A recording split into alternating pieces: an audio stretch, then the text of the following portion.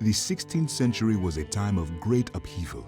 It had given birth to the Protestant Reformation, the Catholic Counter-Reformation, 100 years of war, and the exploration and conquest of the New World, the Americas, which greatly expanded Europe's influence and jurisdiction.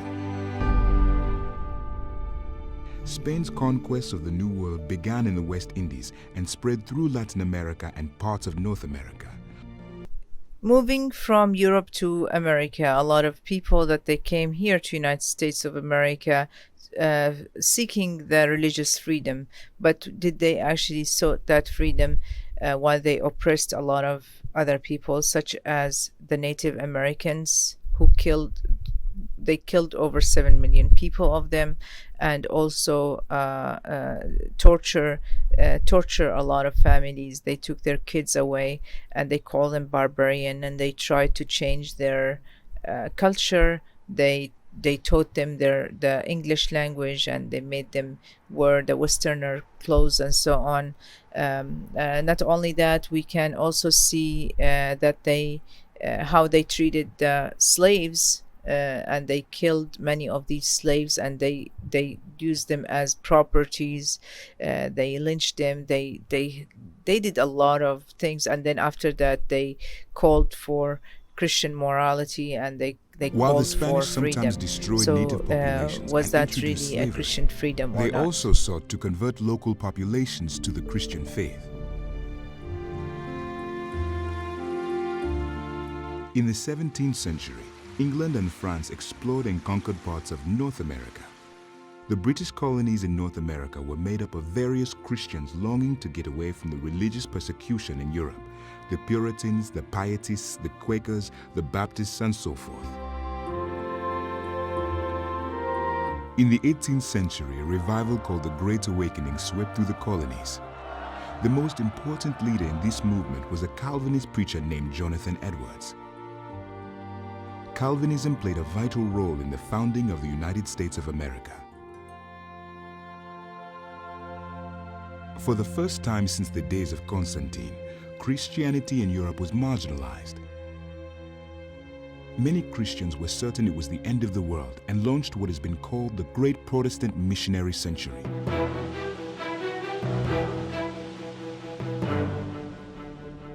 Evangelical missionary groups sprang up all over Europe and America. The Moravian missionaries carried the gospel to Africa, the Far East, the Arctic, and North and South America. Robert Morrison was the first Protestant missionary to go to China. Robert Moffat went to Africa, William Carey to India, Hudson Taylor to China, Robert Bruce to Iran, David Livingstone to Central Africa, Methodists went to Argentina, Presbyterians to Korea, Baptists to Northeast India, Anglicans to Nigeria, Congregational missionaries to the Pacific Islands, and on and on. While European churches lost nearly half their members, the 19th century saw the greatest proportional increase in believers than at any time since the 5th century. Once again, the center of Christian gravity was shifting. It's very interesting that they're saying that the Christianity is actually spreading all over the world. However, you need to know that while we have 4,000 churches that they open every year and all over the world, there are about 7,000 churches that they close every year in the Western countries. So while it is actually spreading in the East and in some of the Muslim countries, many of the Western countries are suffering that the churches are empty, and most of the churches are turned to be either commercial places or trade centers or trade places, or a masjid or a mosque.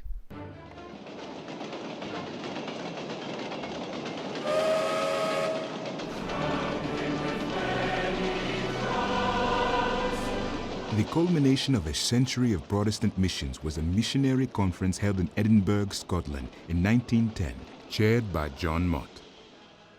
It marked the beginning of a modern ecumenical cooperation in missions.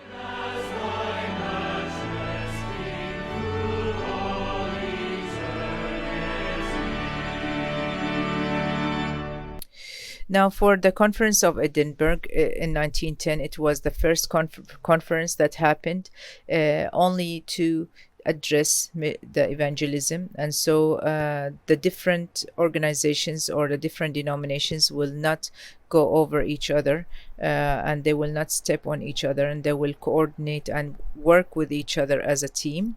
This conference is held every 2 or 3 years, and they talk merely about evangelism and how to do evangelism, and it's still held until now.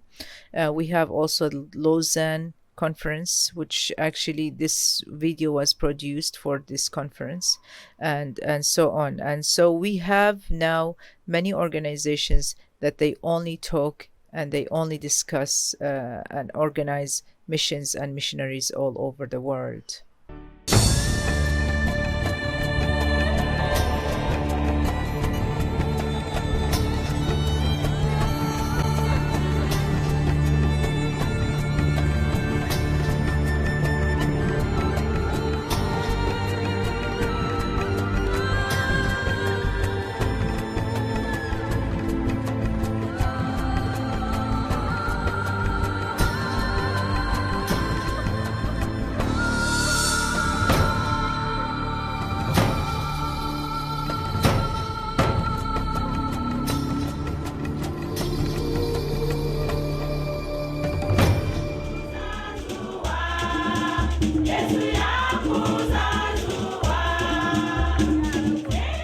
New technology, mass communication, the internet, and faster travel have enabled the Church to fulfill the Great Commission in a way not conceivable in times past.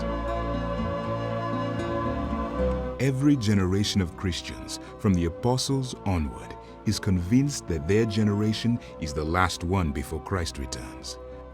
But one of them will be right.